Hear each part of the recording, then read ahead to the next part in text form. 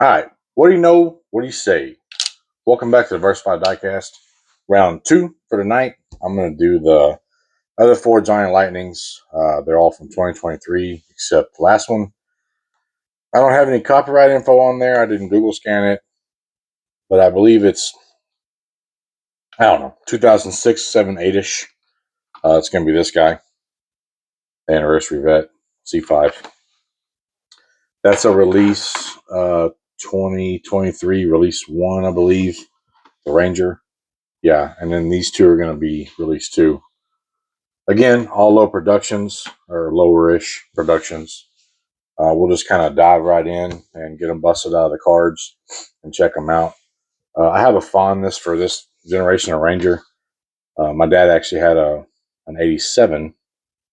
No, yeah, he had an 87 like this, extended cab, and it had the roll bar with the big smiling face KC lights on the roll bar, and he had a little push bar on the front, same thing. And this is a really nice truck. I remember it, and I've got a picture of it somewhere where our Dobermans are laying down on the ground next to the barbecue pit. He's just cooking away, and I'm over there riding around my Bigfoot truck, and it's off in the back, parked by the house. So when I saw this casting, this wasn't the first one that I found. The first one I bought was the yellow and white two-tone. Not sure what release it is. I've already pulled it out.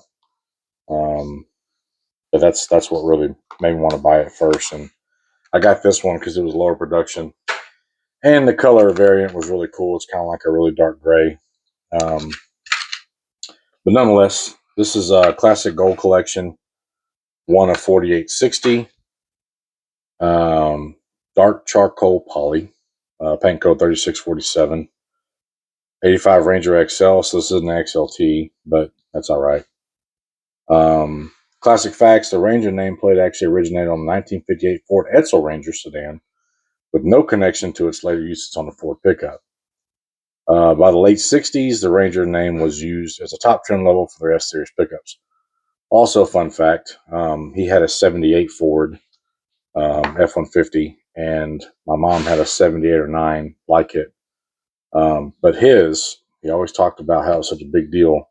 It actually had a Ranger package on it. And back then on those trucks, they came with square bezel round lights, and the Rangers were square bezel square lights. And to me, they both look good, but if I'm really being honest, the square on square, Ranger package, if you will, is a better looking truck.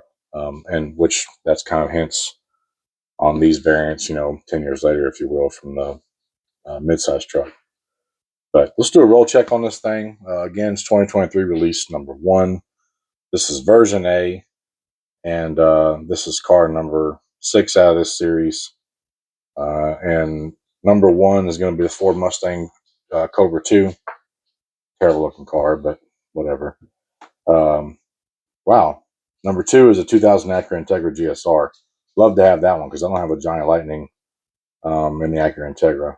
Number 3 is a 66 Aston Martin DB5, cult classic vehicle. Number 4 is a 70 Chevrolet Corvette.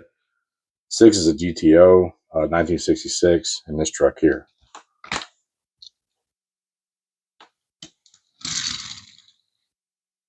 Little thump and bump here and there, but it rolls pretty fair.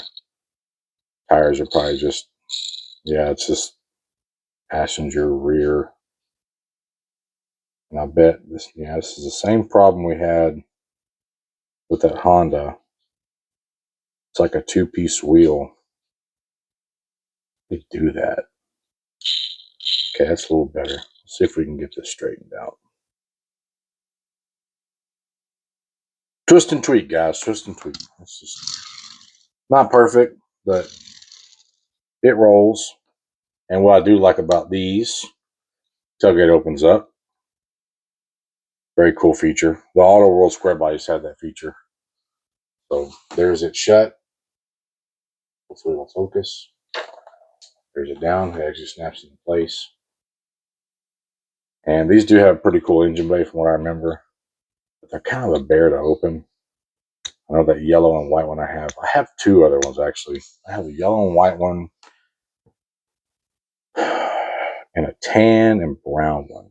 And what I like about the tan and brown one is it has some really nice wheels that are on it. This thing just does not want to come open. There we go. All right. I noticed I did a little review on the video just a minute ago. I haven't uploaded it yet, but did not get y'all a good shot. I'm going to try to do a little bit better job. Get a decent shot of it. The light's probably hurt. Anyway, we'll see how that goes. Really beautiful paint on this truck. The 4x4 graphic is nice too. Undercarriage is not bad. Shows the cat, little muffler on there.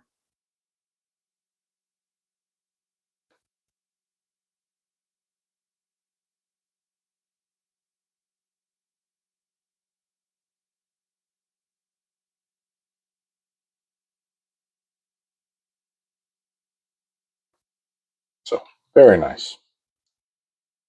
I may get all three of the ones I have out and put them up on the shelf. They're actually, these trucks are, I mean, the Ranger nameplate is pretty respectable, whether it's the first gen, second, third. I guess there's four, right? You have the square body, if you will, the one that's still this same body style, newer grill. I think they ran that until, I guess that was 88 to 92. And I think when they came out with the Ranger we all know, right? 93 or 4 to, they actually didn't look too bad in 99 or 2000. A buddy of mine who's starting his own channel, he is definitely the Ford Ranger expert, and he could tell us. So he's probably going to be, texting me as we speak, and I'm not sure if I even forgot to put my phone on vibrate, but I'm sure he'll tell me where I was screwing up. But anyway, back to the diecast content. I'm just trying to give you all a little feedback and food for thought. This is a really nice casting. Like I said, I have two other ones like it. I really like them. Not sure which one's my favorite, but this is very nice. Glad I opened it up. No complaints. It's one of 4860. The other ones are one of 10,000. I think one of them is like one of 12. That's why I didn't even bother just cutting them off the car. Plus, I wanted to see what they're all about. Okay, this should be same year, different release. So this is release 2, 2023. 69 Plymouth Barracuda. Love these cars. Love the head bodies. Yeah. And in this one, we get a 61 Chevy Impala over top, 409 SS Impala. This car is number 2. Number 3 is a 68 Pontiac Tempest. 4 is a 65 Chevy Cobra Daytona Coupe. Number 5, which is this car here, the 05 Ford GT. And number 6 is the 54 Chevy Corvette Concept. I actually gave that car up for trade. And I think I sold the other variant I had of that. And the one I had was almost like like a Grand Sport livery. And the only reason why I got rid of that car is I wasn't that crazy about it, and the car was really damaged. This was a few months back when I was kind of, I don't really care for this one, get rid of that one, trade for some better stuff I like, what have you. But now I'm kind of wishing I would have kept it. But nonetheless, this is version A. It's Barracuda Orange.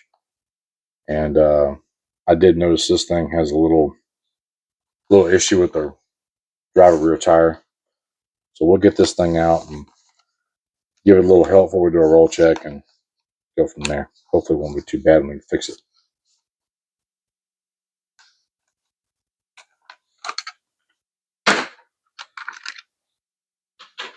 Love this here model car. There's just something about that grill, how it's got that pinched nose and those, I don't know, just the shape and the lines. I've always loved the 67, 8, and 9 Barracuda. Yeah. All right, let's see if we can check these tires real quick. This is really nice paint on this car. Exceptional, actually. Yeah, this one should roll really good. Okay, here we go. Come on. Something I couldn't see. Sorry. I gave it false pretense, right? That is bad. It didn't really look that bad. Oh, it's just driver's front. There it is. I see it. I'll take a little finagling. Yeah, it's just got an out of round tire from sitting in the blister. The heat got to it. Opening hood. Come on, baby. I'm gonna need a tool of persuasion here. Very safe method of opening the hood of your diecast cars with a super sharp razor knife. Hard not to scratch these things. I'm gonna quit while I'm ahead. I just broke the end of my razor blade. Anyway, I'll have to mess with that later. Undercarriage is it's nothing to brag about, but there is a little bit of detail on there.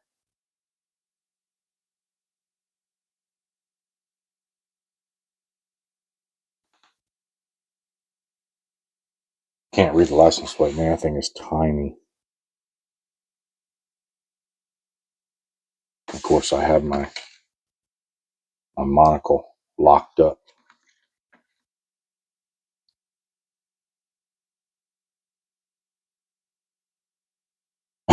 Fishing, I guess, because Barracuda, right? And that thing is tiny, way down there on the very bottom of the bumper.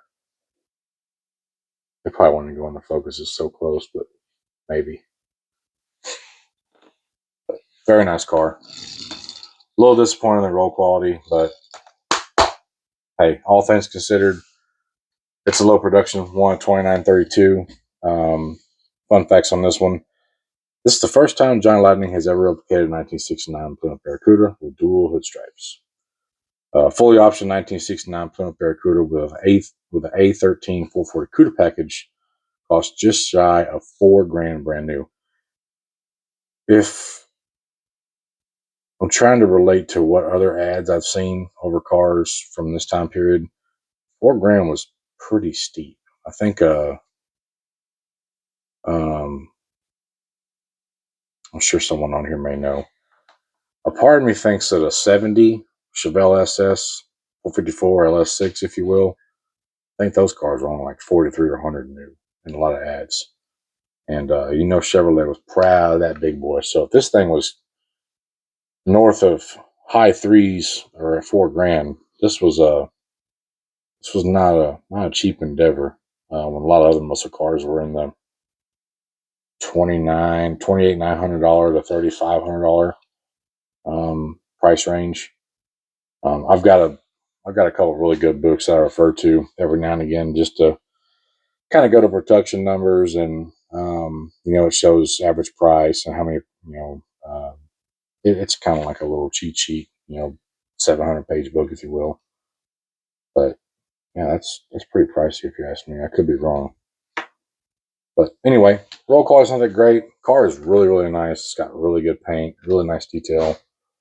It's got the steel slot wheels with the hub center, wheel center lug covers. The reason why this car is probably so expensive, it being a 440 six barrel, right? Very nice. Okay, same year, same release. I remember who I got this car from. That one was a Hobby Lobby here in town. This one was from a guy out of Illinois. That was an auction car. I think I ended up paying $12 or $13 for that one. I had to outbid a few people for it. I think it started at 10.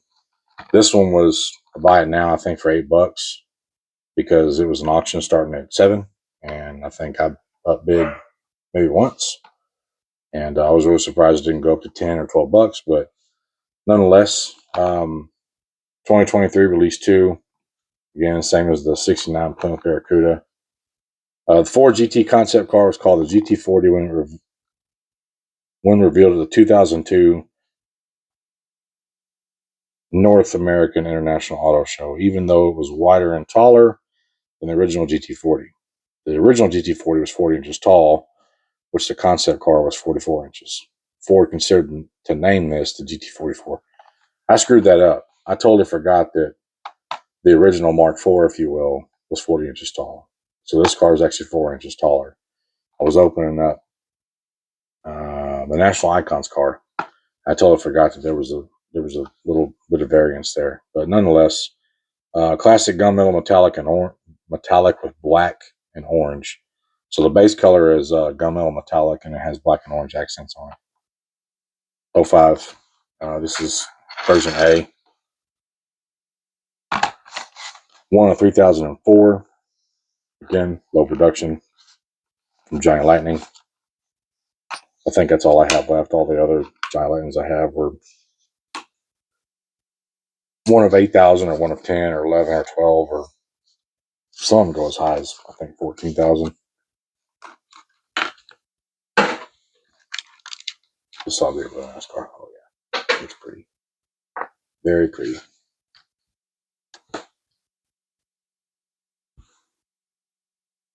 I read those off to y'all, but there's a little better look at them again.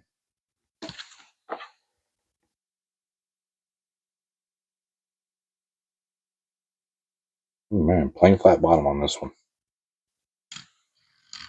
Low quality's all right. It's not perfect, but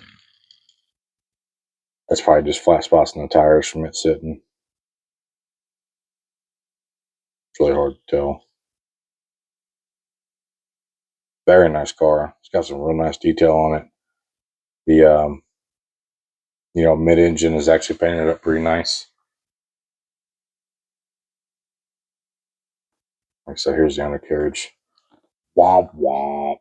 Very disappointed, but hey, car's nice overall. Full quality is probably a 6.5 out of 10. Just trying to do a wheelie. It's got the real bad flat spot on the front. All right, last one. Like I said, if anybody knows when this was released, this is back whenever they used to still put the Plan Manus on the top. But here's the cars that come in this set. It's got the Vet Magazine issue on there.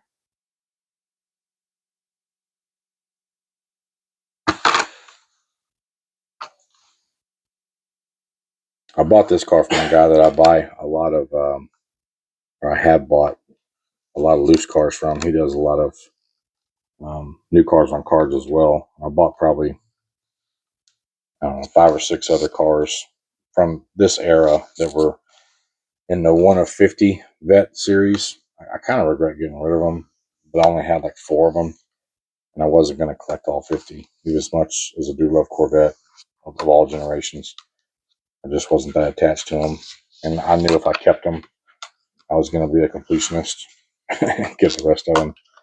So I just gave up the ones I had.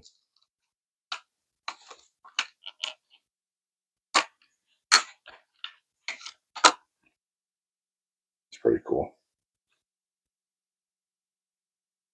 Actually looks like a little miniature magazine.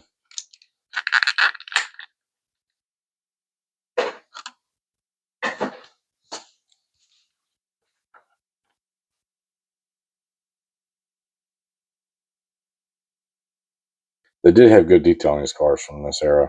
I'll say that. They were kind of like almost out of scale because the way they had the offset wheels that were really inset. And it's like they didn't really fit the casting. But it didn't open up too far on this one. Shocker. I have one other C5 casting that's have a metallic green, but it has plastic wheels on it. So that one is probably from 99 or 2000 if I had to guess.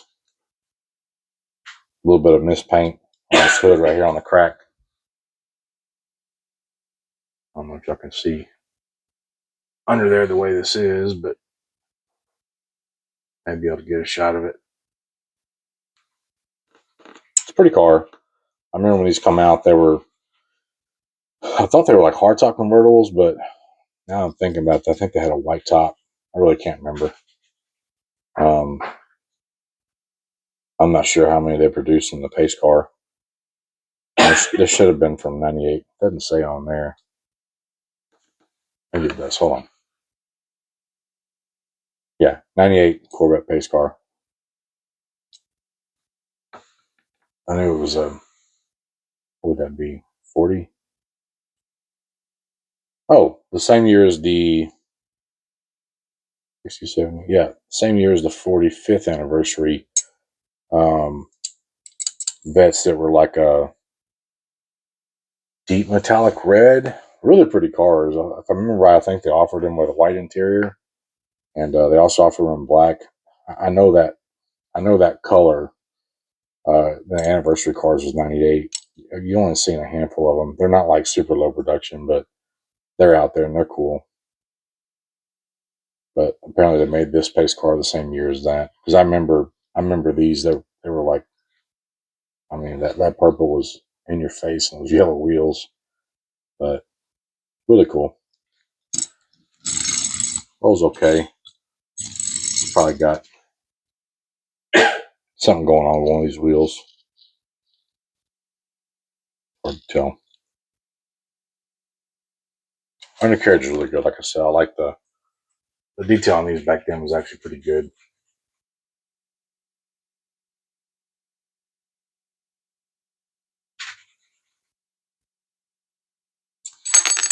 Oh man, what happened? Luckily, it just snaps back on. That's what I get for trying to force it open. Oh well. At least it comes off and snaps on a little bar there instead of breaking off. All right, you guys want to see the engine bay? There it is. So just drive it like that. Anyway, I'll have to make note of that. Keep this thing. May have to pinch the bars on a little more so it doesn't come off. But anyway, let's get these things up on the Whirlybird. Get a good view of them. I think the fan favorite out of this one's going to be a toss up between that Ranger and that Barracuda. The last one I looked at from the previous video, I don't know, man. No comment, because there's two contenders. Really, I like them all. They're all equivalently the same niceness, if you will, as far as finish. But these here, this one being kind of out of the element of its class, if you will, being a much earlier release, I can just probably push it to the side. Plus, it had the old quality control check fail on us with the hood not staying on, so you were eliminated from that competition. Out of these three, that GT is still really a nice car. The paint on it looks really good from here, and just the contrast of the livery and the style. That Barracuda is really sharp, and that red is super desirable. But then again, the Ranger's really nice too. And I don't even really think these trucks even came in a color like that, if I'm being honest, back then. But who knows? I'm sure somebody knows. So we'll see. We will let the turntable decide and go from there. So let me hop up, since Mama ejected the scene real quick. Let me hit pause on the camera, and we'll stick them up on the Whirlybird and go from there. So stand by. All right, so I guess John Lightning took a playbook out of Auto World's, or took a page out of Auto World's playbook, unless I just missed it all this time. But they do some pretty elaborate license plate names on some of their vehicles, at least on these newer ones. This one here says charcoal. So again, that paint on this thing looks really, really, really nice. And the contrast with the graphic for the 4x4 decal on the bottom is really cool too. So kind of a tequila sunrise, if you will. But there you have it. Like I said, the tailgate drops on this one. The hood opens up and shows, I think it's a 4-liter V6.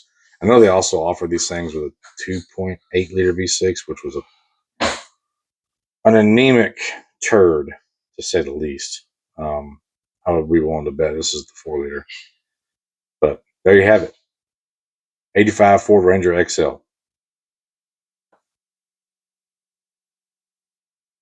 All right, 69 Plymouth Barracuda 440. Like I said, that red it's kicking, man. It's dressed up and ready to go for town for sure. Barracuda orange. I'm calling it red because that's what it looks like to me.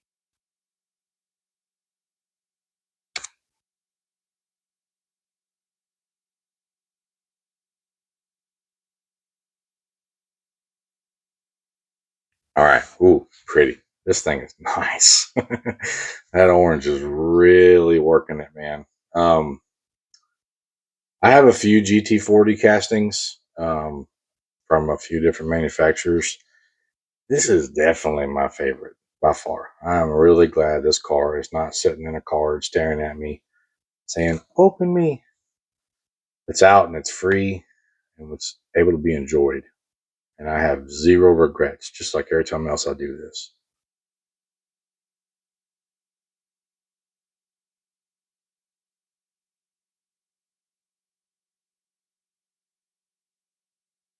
All right, last Mohican. Like I said, it's from a vet series, if you will.